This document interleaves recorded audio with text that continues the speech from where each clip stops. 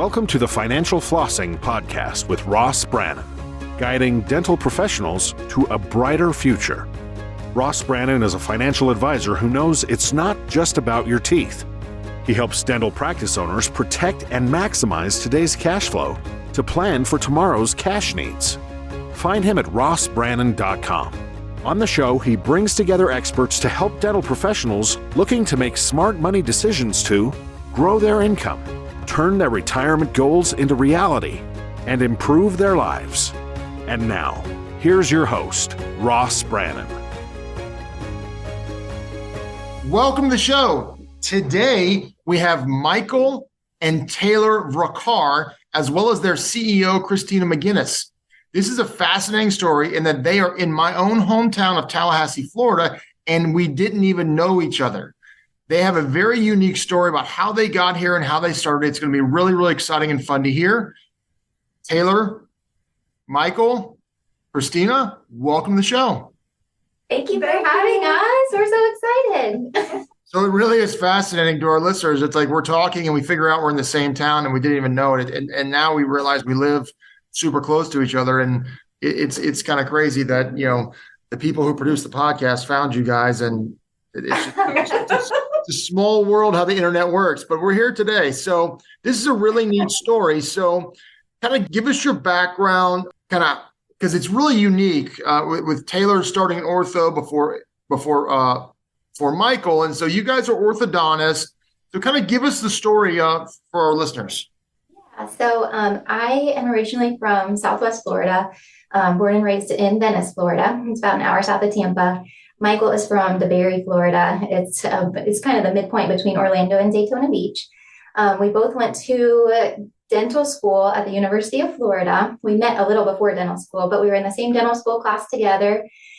We ended up getting married during our second year of dental school. And then Michael wanted to practice as a general dentist upon graduation, and I was accepted into ortho residency. And so we went to my ortho residency together in Memphis, Tennessee, and he practiced as an associate general dentist. I was in my residency, and I guess the tough part was, we were just so used to, even from our friendship to our marriage, we were together all the time in dental school. We were each other's study buddies. We're always practicing in the sim lab together. We were just always together doing things and just kind of getting through dental school together. And so when we graduated and he went off to work and I went off to school and we left each other at like 7 a.m. and saw each other like 5 or 5:30, it just kind of stunk. It's like, I missed you all day. Which is funny because when my wife and I were engaged, we worked together. She says she quit. I say I fired her. So we can't work together. You obviously can. Good for you. We totally understand that it's not for everybody, but it is so completely for us, and we love it. We love working together. Couldn't imagine it any other way for us, to be honest. So when that happened, we just kind of decided, well, what should we do about this? Like, how can we work together? So we kind of toyed with the idea of maybe we could have an ortho office combined with a general office. And we were, pretty on board for doing that. We researched, all the different avenues that we could, kind of combine our skill set and how we could work together. And then we just ended up sort of kind of having a change of heart. And we thought, okay, well, Michael, now would be the time. If you want to go back to school, this was an option for us. So we said, okay, if we want to go this option and have you go back to school and have us do ortho together, then let's go ahead and just try now. And so he ended up applying to a lot of different schools and went on interviews. This was after a year of practice in Memphis. And so while I was in my residency, he applied all over the country, was thankfully accepted into Jacksonville University. And that's where he went while I was still in residency up in Memphis.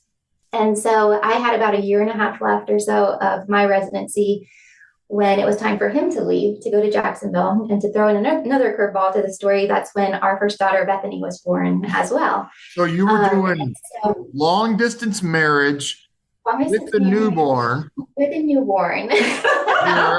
And nobody had a job. Did like your mom move to Memphis with you or something? Or how Michael and Christina's mom is my biggest hero in life without me getting like crying too much. She is truly like the most amazing person in the entire world. And she is like the glue that has allowed this entire situation to happen. And so when Bethany was born, she came up, the plan was for her to move up and to help take care of Bethany when she was born. But she really just dropped everything. Bethany came a little bit early, and this was kind of a curveball that Michael ended up getting accepted last minute into residency. And she said, you just go for it. Just go for it. I'm going to help. I'm going to be there with Taylor and Bethany, and I will just help take care of her. And that was like, it was very challenging at the beginning for me, not even, it was more of just an emotional challenge because my husband is gone and I have a newborn daughter and I'm living with my mother-in-law, who honestly at the time I didn't really know. And, a lot of people will say, well, how was that living with your mother-in-law? And it was wonderful, but it was, like I said, it was challenging because it's like, how well do you really know your mother-in-law at the time? You had. Is Michael flying to Memphis on weekends? We would see each other about every 8 to 10 weeks. Oh, geez, that's miserable. But his mom was like the biggest blessing I could ever ask for. I didn't know how to change a diaper like our daughter was born. And so she taught me how to be a mom. And so she, like, in the midst of just keeping our family like surviving literally with our daughter, she just taught me everything that I really needed to know about being a mom. So thankful for her. And then, so Michael would come up and visit us about every 8 to 10 weeks because he would have to, catch a plane. And plane tickets were not something that we could just, willy-nilly buy. Neither one of us had a job. And so we were living off of student loans. So that was a very difficult season of our lives, but it was such a preparation season for what was to come that we were so, so thankful for. And I wouldn't trade that season for anything. Yeah. Okay, so where are we in the story? So we're in. He's finishing residency. He's finishing residency. You guys are getting remarried. That's obviously a joke. That's a joke. Right. But so he's finishing residency. You guys are in Jacksonville, I guess, because you finished school. So you're an associate in Jacksonville. He's finishing residency. And then you guys decided that you wanted to figure out where you wanted to go. So talk about that a little bit.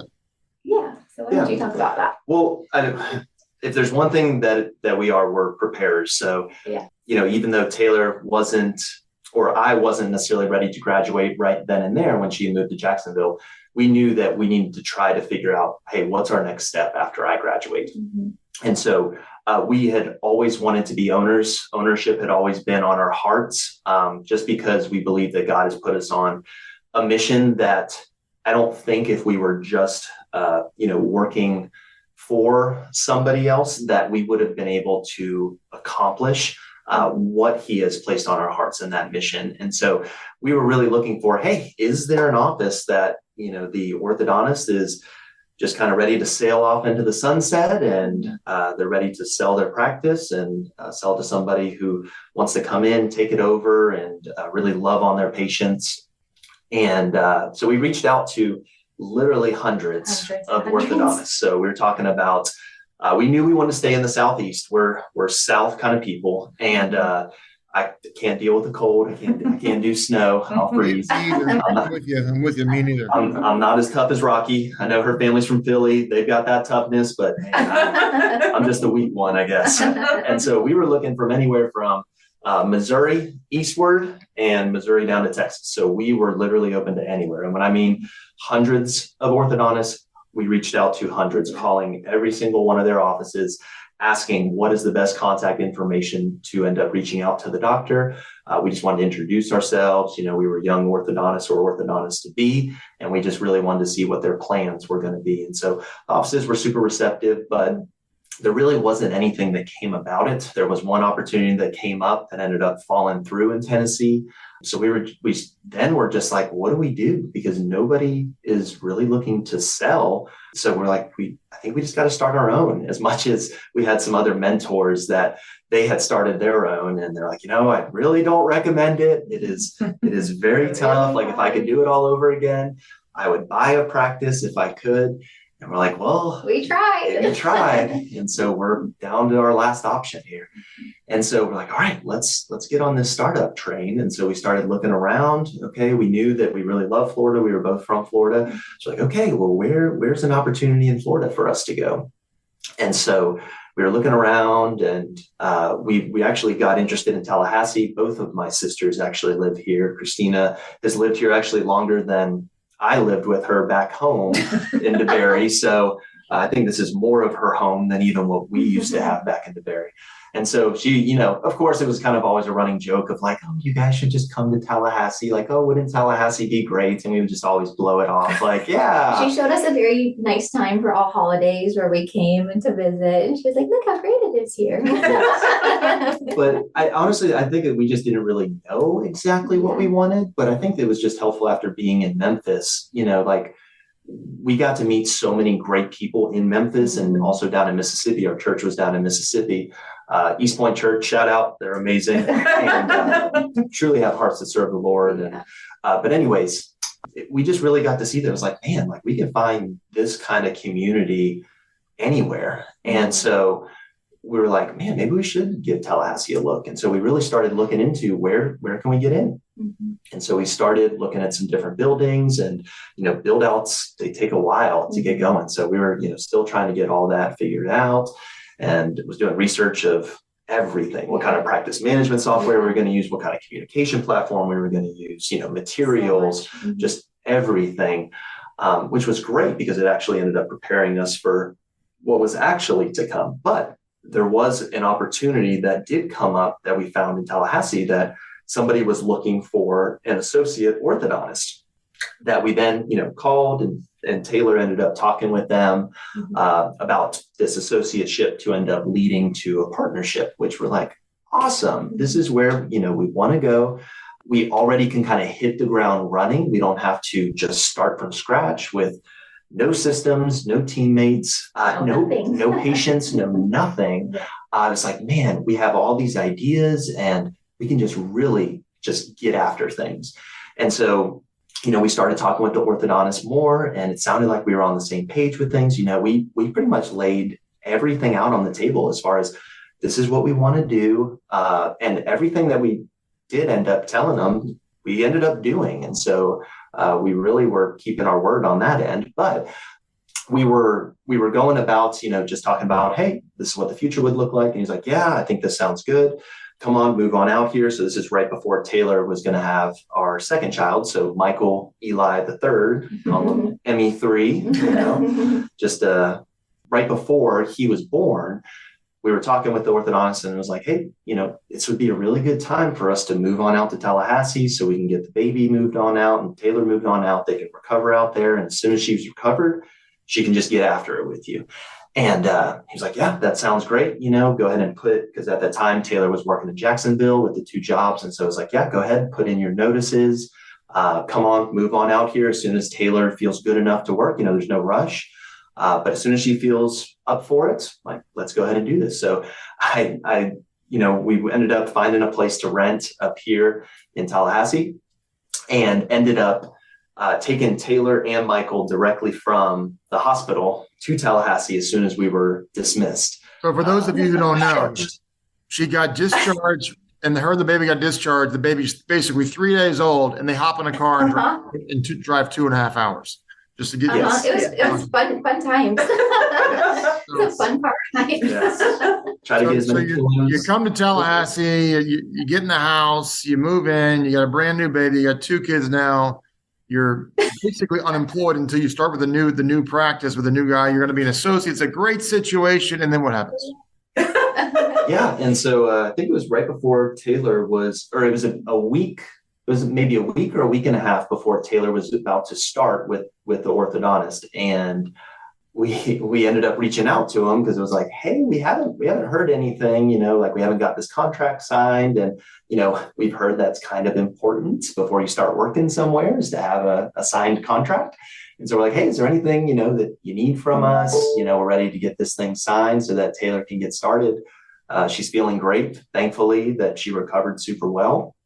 And so then we get the very fun text of hey, can I give you a call later? I was like, oh, what is this? And so Taylor immediately thought like, he's breaking up with us. I was like, Taylor, there's no way he's going to break up with us. Like he said to quit your jobs. He said, come on, move on out here. Like there's no way he's going to just back out right now. Like we had just had this kid, like there are no jobs. There is no money. Like there's no way he's going to back out.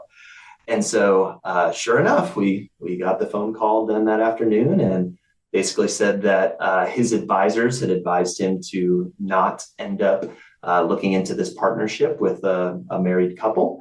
And so there were some, interesting exchanges that didn't sound like things were summarized well from his counsel. And so, we just wanted to say, hey, you are free to make any decision that you would like, as long as you have the facts and you have that in basically the light of truth. You can make any decision you want. It is your practice. It is your patients. It's your family. We would be coming into it. So if, you're not comfortable, once you have all the truth, then absolutely make any decision you want. So we ended up giving him what we actually spoke to his counsel about. And he said, it's really interesting. It's kind of the opposite of what they had told him, I guess. And so he just wanted to speak with his wife and then ended up letting us know at the end of the week. So that whole week was going by and we're like, I don't know what it's going to be. I don't know what's going to happen. But it was funny, like as that week ended up going on, we like almost started to hope more and more every day that it was going to be a no. As crazy as that sounds, where we literally had no job, there was no Redemption Orthodontics. We were like slowly hoping that it was going to be a no. Mm-hmm. And so Friday came around and we ended up, it wasn't a phone call, it was a text message, but it was just kind of like a little text message breakup. And just said, we're not going to proceed. I'm sorry. So I'm sure the guy's a nice guy. We're not going to talk bad about anybody here. I probably would have handled it different than the way you're describing handled, but he gave you the final answer with a text message. Yeah. And, it's fine. It's a hard conversation to have. Well, that's a sissy way to go out, but whatever. So what a good Friday. But here's the deal.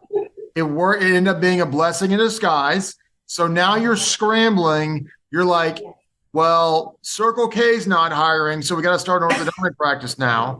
And so, I signed up to be a DoorDasher. Oh, okay.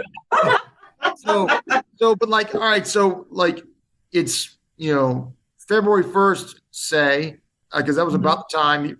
And you realize, all right, we got to start a practice. How fast could you get a practice up and running? How fast did you get a practice up and running? Yeah, so it was March 7th. March 7th, so it was just over a month. And so Taylor actually was driving around town. I can't remember why you were driving around town. Because I was just... She was delivering food. She was a DoorDash person. That's right. I was DoorDashing. And then you stopped by Dr. Sexton's. Yes. And so I saw a sign. I actually brought cookies to an office in town just to introduce myself. Why I was doing that, I don't know. I was on a different planet mentally. I said, I'm coming to town. I'm going to be an orthodontist. I just wanted to say hey, and nobody took me seriously. And I brought them some cookies, so that's okay. Hopefully make their day. And then I came across an office that it said orthodontist. And then on the door, it said that they were closed and to call this number to, make any emergency appointments. So I figured, okay, well, I wonder if they're, kind of slowing down because of COVID. And it was still kind of, COVID time. And, people were closing down still, and you kept hearing those stories. And so I saw the building and I was like, so I don't know who these people are, but I saw the message on the door to call this number, and I drove away because I'm not the type of person that would really, try to make, not that I wouldn't make an extra effort. I'm just more reserved, I guess. And I don't want to make a big deal about anything. And so I was like, okay. So I went home and I talked to their mom, who again is my hero in life. And she was like, you need to go back and you need to call them and see what is going on. And so I said, really? I don't really want to do that. And she said, yeah, just go call them and see what's going on. And so I drove back to the office and I called the number, and I can't remember. I think I ended up getting a voicemail saying that their office was closed, but if you needed to make some sort of emergency appointment, to press this button and And so I somehow ended up talking to the practice owner's wife. And, and she said, we've closed down. And I said, well, if you guys could use any help, I'm an orthodontist and I can help see your emergency patients. And she was like, sweetheart, we only have 8 patients left. Like, we are closing down and he's retiring. I wish you would have contacted me like 6 months ago because I could have, worked something out with you. I was like, okay, well, this is going very well. Thank you for that. And so I just went on my merry way and we, kept making, progress towards how do we make an orthodontic office? How do we get a phone number? How do we do anything? So, we're taking all the steps, and he is also my hero in life. And he just figured out everything from a behind the scenes standpoint of, tax ID. I don't know anything about that. He knows all about that. He did all of that. And it turned out that we ended up having another conversation with that practice owner's wife. And she offered us to rent their building if we wanted to go ahead and get started with things. And so that was super generous of them. And we were making steps towards going that route. And we got all of our, stationery done.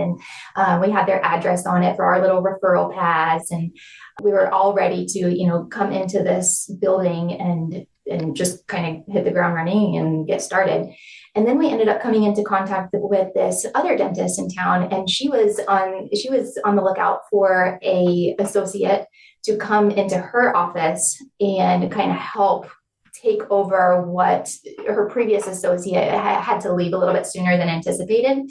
And so I kind of, I met with her and talked with her about where we were and, what kind of brought us to Tallahassee. And she ended up so generously offering for me to work as her associate and for us to rent or to share some of the space of her building to get our practice up and running. And so that we had 2, decisions to make. Do we want to go with this one office, or do we want to, work as an associate at the same time as building our practice?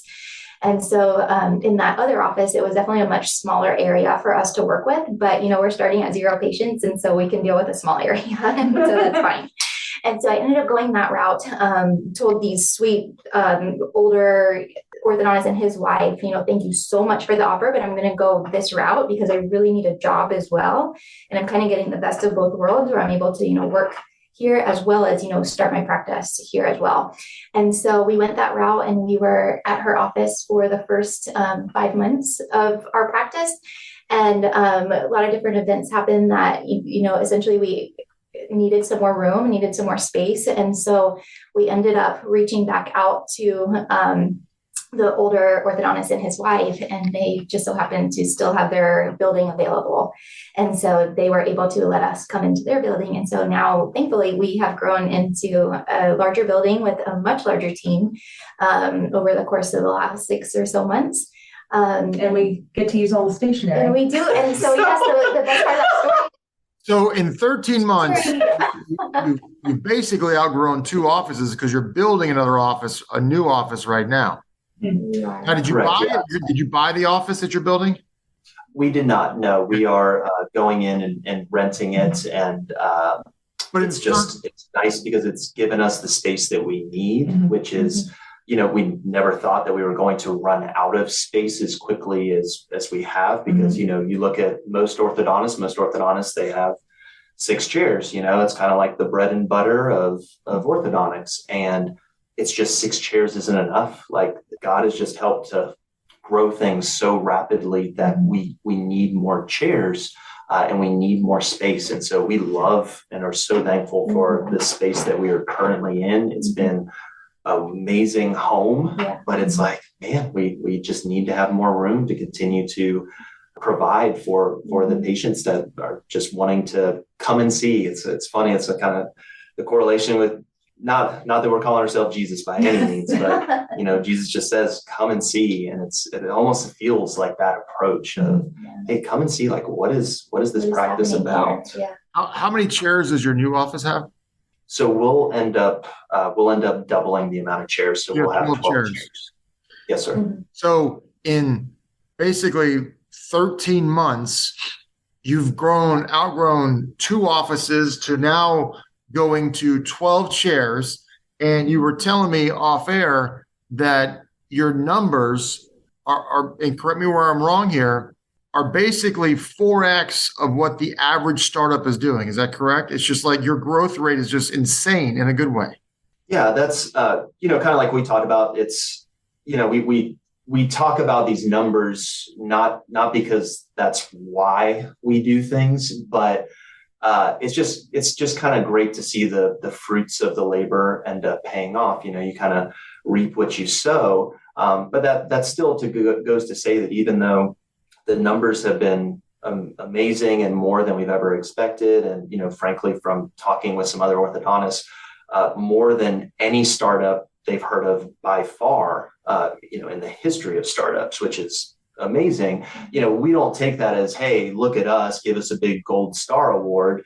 I think a lot of that comes from both of our athletic backgrounds, that there was always improvement to be done, no matter if you were all conference, all state, all national, whatever it is. It was like there was always somewhere to get better. And so I think we look at these numbers to end up helping us gauge, okay, what are our goals? And because especially when you only have a year under your belt, you really don't know exactly how those numbers are going to end up playing out.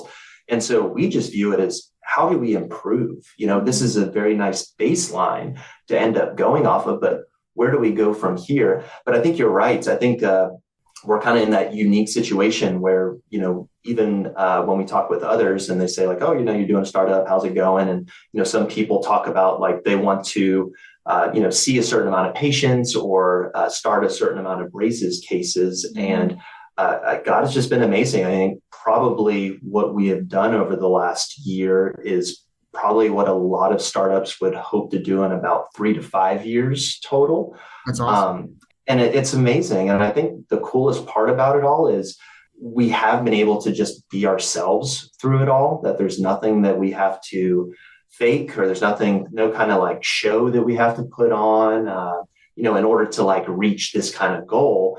It just happens naturally and organic. And I think that's why we're so grateful for, kind of getting that no from the very beginning, that when we were looking to first partner with the other orthodontists, because now it's like, we can truly be Redemption Orthodontics and be exactly what we had told him that we wanted to be.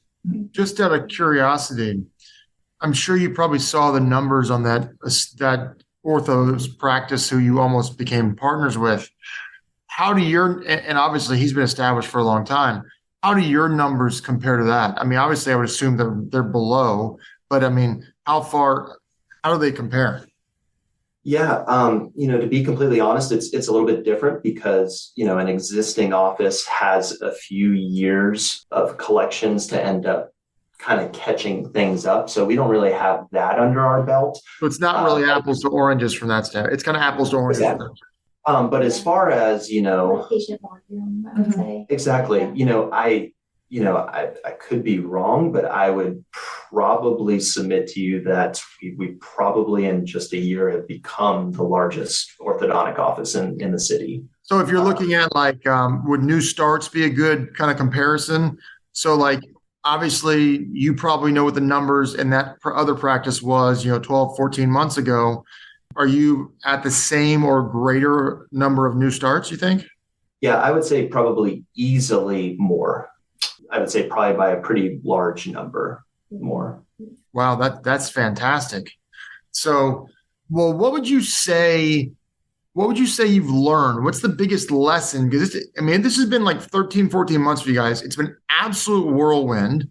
Very few people would have the guts or the faith to basically do what you did, move to a city 2.5 hours away with a 3-day-old baby, and then basically have the rug pulled out from under them, and then just say, all right, let's go figure it out. Let's go DoorDash and figure it out. So it's obviously been a whirlwind, and this is an amazing story. But like, what have you learned the most? What's been the biggest learning experience for you?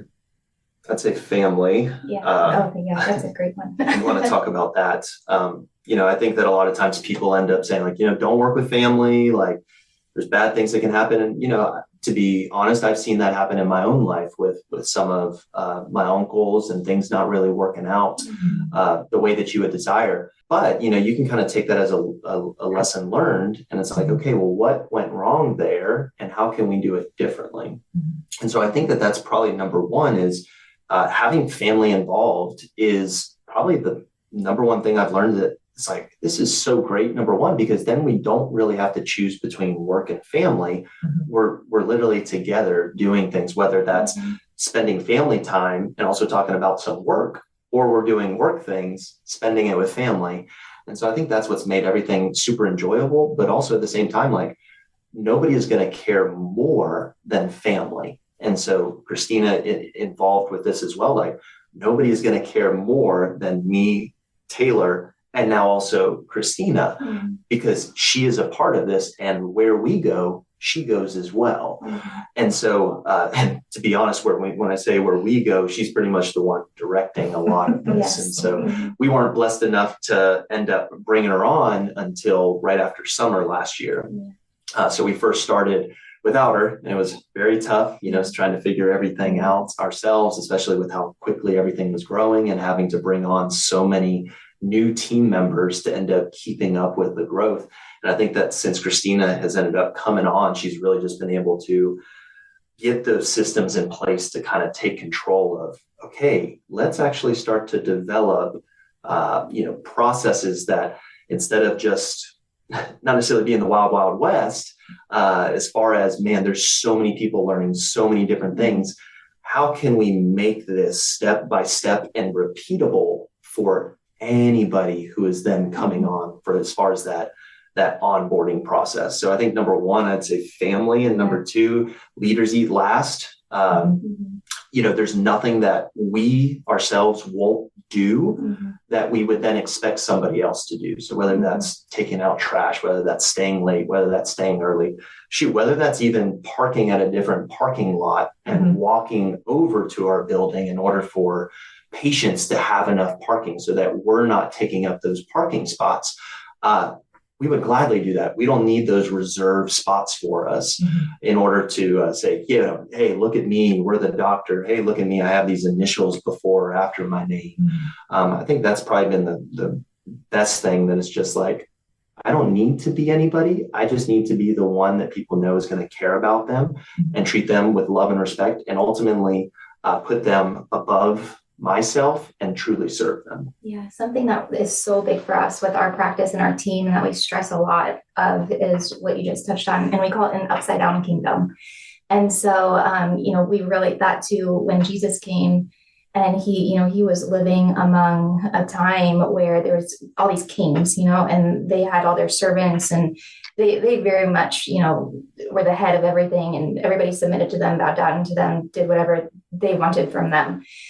And when Jesus came, he was so different than all of these other kings that existed. And he was essentially creating this upside down kingdom. And so he came and he washed the feet of people that nobody would ever touch. He sat and ate dinner with the tax collectors, and he, healed these people that had leprosy that nobody else would even, look at. And so when we talk about, a silly example of a parking lot that we park far away, we use that with our team. And we say, when I look into the parking lot, I see everything that I need to see from a leadership perspective, who our leaders are, because they're the ones that park far away. And that's the type of culture that we want to create in our office, is this upside down kingdom. And so that kind of goes back to what the biggest thing I learned this year was, when God has a plan, he has given us the word redemption, and he has just put this practice on our heart for many years now. And we were, kind of steering away from that. And we were possibly maybe taking an easier way out by looking into this partnership. And he just taught me, if I am giving you a plan, I'm going to make it happen.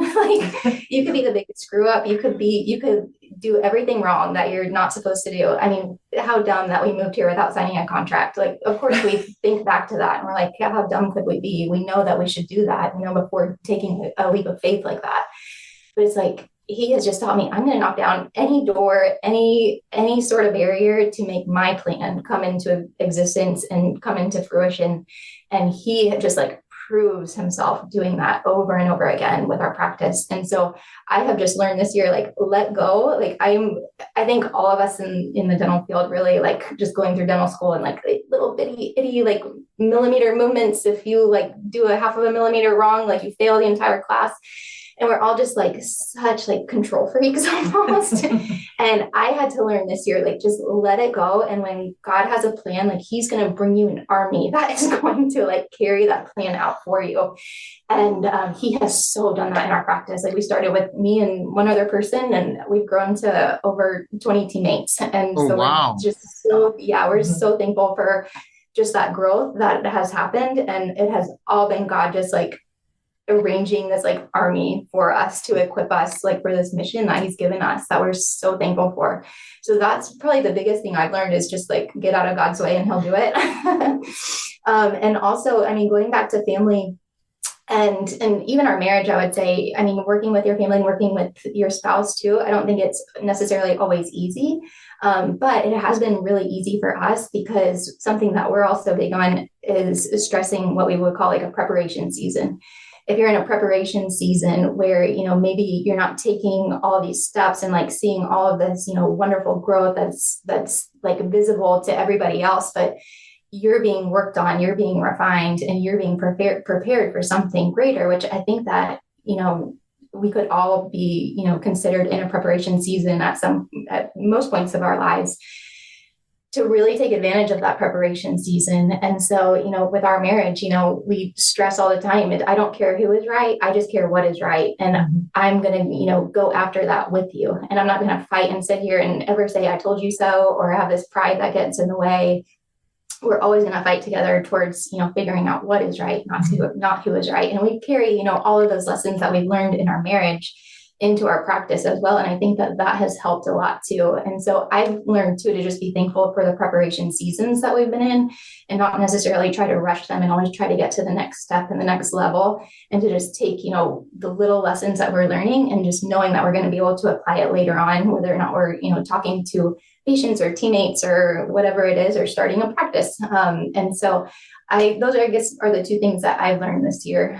God's going to just do it. And, you know, even if you find yourself just kind of in what you would consider a preparation season, to not get frustrated with that, and to like embrace everything that you're learning, because you're probably going to end up taking that and using it later on.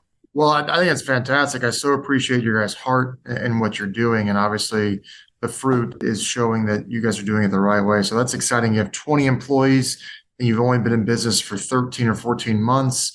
You've outgrown 2 buildings. You're building out a much bigger building. You're the number one orthodontist office in the city. That's super exciting. We could probably talk for another hour, but this has been one of our longest podcasts yet. So, so this is, I mean, these guys are Redemption Orthodontics in Tallahassee, Florida. You can Google them, look at their website. I'm sure if you reach out to them, if you're trying to start a practice, I'm sure that Michael and Taylor will be glad to give you advice in any way, shape, or form, because I know a lot of people look to people, they don't want to reinvent the wheel, which I think is a good idea. And you guys kind of had to just learn from the school of hard knocks. And so anyway, guys, I really appreciate your time on the show today. This has been a fantastic episode. Thank you so much for having us. We have to have you over for dinner. You live right down the street. Yeah, literally right down the street. So you've been listening to the Financial Flossing Podcast with Ross Brannon. This has been another episode of Financial Flossing with Ross Brannon, guiding dental professionals to a brighter future.